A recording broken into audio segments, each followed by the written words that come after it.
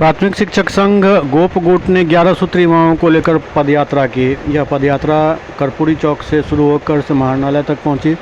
इसके बाद जिलाधिकारी को अपना मांग पत्र सौंपा गया और इस मांग पत्र को जल्द से जल्द स्वीकार करने की अपील की गई।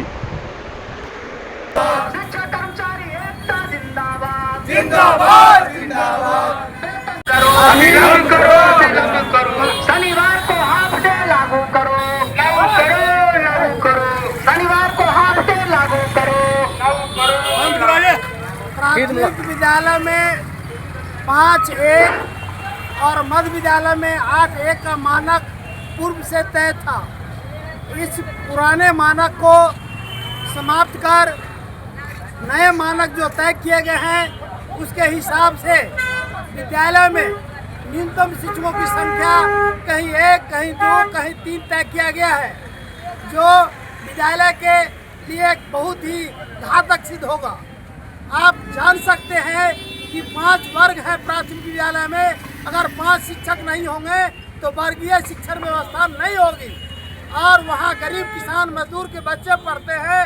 इसीलिए सरकार ने इस जनून बातों को नज़रअंदाज करके अभी जो अधिशेष शिक्षकों की जो गणना की है, मैं समझता हूँ विद्यालय के हित के प्रतिकूल है।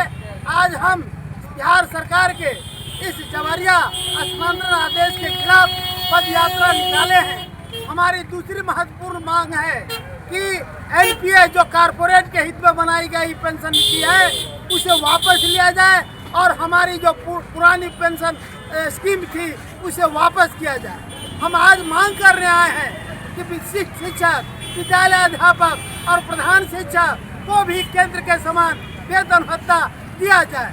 इन्हीं 11 सूत्री मांगों के समर्थन में आज हम पद यात्रा के द्वारा बिहार सरकार के संवेदना को जागृत करने आए हैं और कहने आए हैं कि जो हमारी संविधान परस्त जो हमारी मांगे हैं उस पर जल्द से जल्द कार्रवाई की जाए।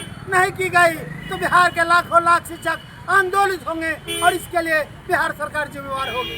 नंदन कुमार सिंह, मुख्य संरक्षक, बिहार राज्य प्राथमिक शिक्षक संघ। हम भी बोलना चाहते हैं। हमारी मांगे हैं कि हमको समान काम का समान वेतन समान के आधार पर मिले। सरकार जो भी कैडर संतोष कर दी है वो पुराने कैडर में वापस करे, पुराना पेंशन को लागू करे, शनिवार हाफ डे हो, शहर में सीटीए भत्ता नहीं मिलता उसको चालू करे। इन्हीं मांगों के लिए हम लोग पदयात्रा निकाले हैं। क्या नाम हुआ आपका? पता